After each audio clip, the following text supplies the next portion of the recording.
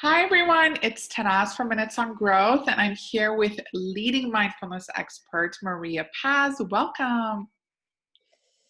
Thank you, Tannaz, for having me. As you know, I'm always happy and excited to talk to you and share about these topics: personal growth, mindfulness, I love awareness, it. self-love.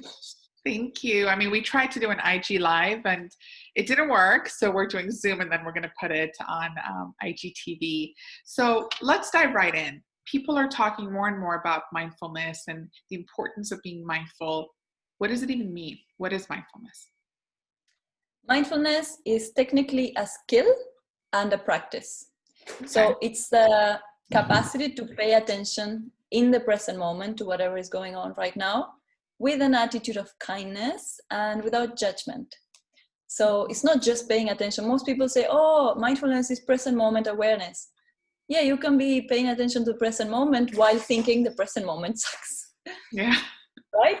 But if we pay attention to the present moment without judging it, and on top of that, we invite a feeling of kindness, acceptance toward what's coming, the experience of life becomes very different. So that's a skill, but at the same time, it's also a practice because we practice mindfulness. Any skill takes practice, right? Yeah. That's how we learn. I love it. I love that you said with kindness and with compassion and non-judgment. I mean, that's something we really need right now, right? The world is, especially like right now, I'm in Canada and there's this like divide in politics, and there's just, I feel like what we really need is love and unity and compassion and non-judgment and empathy and all the beautiful things that I think are associated to mindfulness. So how can we practice it? Absolutely, and thank you for sharing this. Adding on to what you said, there's a teacher who, I think I heard him yesterday in some live, he was talking about this shifting paradigm. Mm-hmm. The paradigm of self and protective and, me for myself into more kindness, community. It has to change. Like all of us all over the world are realizing this practice of ours, the practice of being open, accepting, kind, is really what the world needs. So how can we practice it? First of all, we need to have a strong intention because it's not easy. It's like John Kabat-Zinn, the father, we would say, of modern mindfulness, he says, the practice of mindfulness is simple, but not easy, which means you have to remember over and over to come back over and over. So as I always like to say, the best place to start is to take an 8 weeks mindfulness program. That's the foundation, really. After you've done that, everything, like the practice of knowing what's going on will be much easier, will be automatic for you, for anybody. Yet, if you say, oh no, I don't have time to practice 45 minutes every day for 8 weeks, it feels too much of a commitment for you, then you will get less results. You can still, I don't know, pause every day, 2 minutes, 3 minutes, watch your breath. You will definitely feel a change. But of course, the impact is not the same as really first training the mind to know really what it is to be in a state of open, aware, non-judgmental presence, and then, take it forward. But to all of our listeners today who are not ready to meditate 45 minutes, 8 weeks, or even 20 minutes for 8 weeks, which is the kind of programs that I offer, what you can do is choose a time in your day that you're going to know 100% sure that you're going to be present. You're going to engage your awareness in an open way, accepting what is happening, tuning in your senses, connecting to your breath and your body, and take that action as your sacred ritual, as your sacred moment of connection with yourself and with the present moment. It can be your daily routine that you really like. I have a student who really likes the shower moment. So for her, that's the time where she connects and she really makes sure she's present. And but it also works, for example, with doing the dishes. Thich Nhat Hanh usually talks about the dishes as a prayer, as a moment of really feeling what's going on, connecting to the temperature of the water, to be able to realize, am I doing this in a rush? Am I trying to get out of this present moment? Am I resisting what's going on? So usually the times that we don't enjoy too much are the greatest teachers and the greatest opportunities to see, am I here right now? Am I trying to run away from this moment? Both pleasant and unpleasant are powerful gateways. Wow, I love that. Okay, so much. You covered so much. You covered rituals. And when I think of rituals, I think of, morning and evening rituals. And one of the issues that I've noticed I have, and a lot of the people around me have, is as soon as we wake up, the first thing we grab is our phone.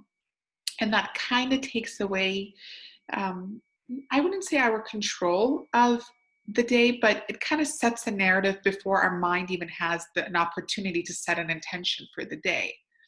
So, what do you recommend? What's your morning ritual?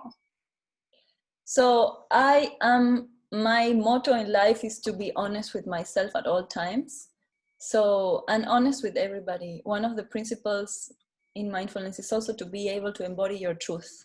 Mm-hmm. So from my truest truth, I will tell you that at times I also wake up and check my phone, especially because I don't keep my phone in my room.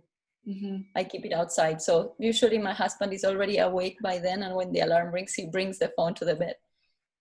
Yet the days and the capacity to create that space and say, I'm gonna lie down in bed, take even 1 minute to just feel your body, know that you're breathing, know that you're blessed, you're having another day here.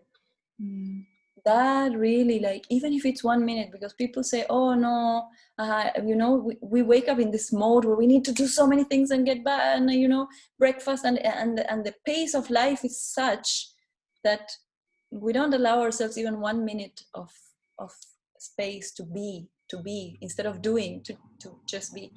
So for those of you who have this problem, morning phone checking moment, just 1 minute, give yourself that 1 minute.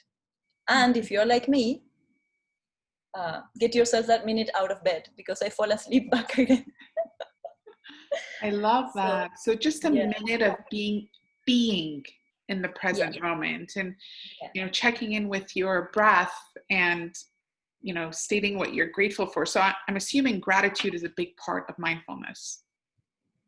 In some ways it is, but not really, because the practice of mindfulness itself is quite devoid of anything else than just what it is in this moment. So for example, if you encounter a time in your life that you are not feeling grateful, that you're feeling really angry, that you're feeling frustrated, or you're feeling disappointed, and you cannot reach out for that sense of gratitude for whatever's going on, you can hold that experience in awareness. Okay, right now I'm feeling frustrated. Right now I'm feeling very angry at myself. I'm not grateful. And holding that in awareness without wanting this to be any different than it is, that is the power of mindfulness. We don't want to, necessarily change the way things are, but learn that life is constantly going to change from here to here to here to here. It keeps changing. The waves of emotions keep changing, and we're going to be hit by the waves of emotions, but we just watch them. So we can choose to invite gratitude, but if it doesn't come naturally, we just observe that also as a part of reality. Wow. So correct me if I'm wrong. What you're pretty much saying is our emotions and our feelings we're just watching it as if it's a movie. We are not our emotions and our feelings. We're the witness. We're witnessing that. We're the observer of the emotion and the feeling. So if we're separate from it, then it can just pass. It just passes through. Exactly. That is what makes the power of mindfulness different, or the practice of mindfulness different than any other practice. We don't want to change anything. The only thing we want to change is, where is my attention right now? Wow. I love it. I mean, I can talk to you forever. But just tell me this. Can you talk briefly about the science behind it? Because everyone loves to know, where does this originate from? Is it woo-woo, or is it legit? So Most people, some people prefer not to talk about this, but it is the truth. The practice, if we were to trace the origin, is from Buddhist times. Mm-hmm. And some people are like, oh, well, if it's Buddhist, I don't want to do it because it's religious and all this talk. But to say that mindfulness is Buddhist is the same as to say that gravity is Newtonian. Yeah. Newton just realized there is a law of things are falling, and he didn't invent it. Yeah. Right. Same thing with this person. He realized the human being has the capacity to be present in the moment. This is something that we can do. He Mm-hmm. didn't invent it. It's just a skill. And the practice of mindfulness doesn't involve any belief. It's a plain thing that humans can do.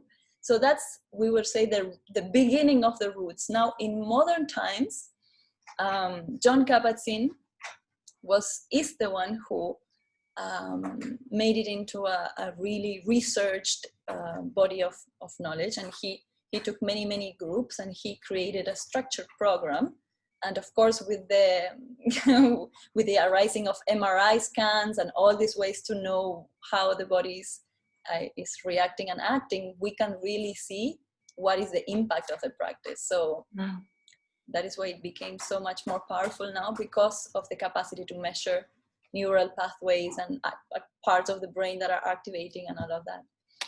Wow, I love it. I mean, amazing. Thank you so much, Pazzi, for this, short introduction into mindfulness and giving us these like practical tools and like tips, and just like being aware of our feelings and our emotions and our thoughts, and being detached from it and not judging it and not wanting anything different, and just being the observer, and starting our day with just a minute.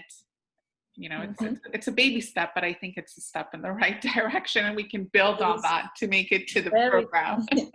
Truly very powerful.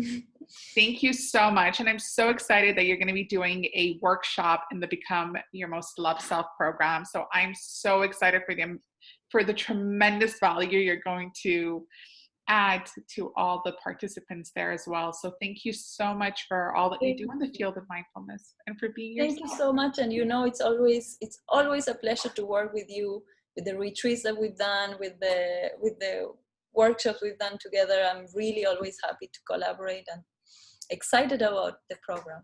Thank you so much. And thank you for being an embodiment of what you preach. So it's always nice to talk to you. I always feel calm right after. Thank you so much. Thank you. Have a great day. Thank you. You too. Stay blessed. Bye. Bye-bye.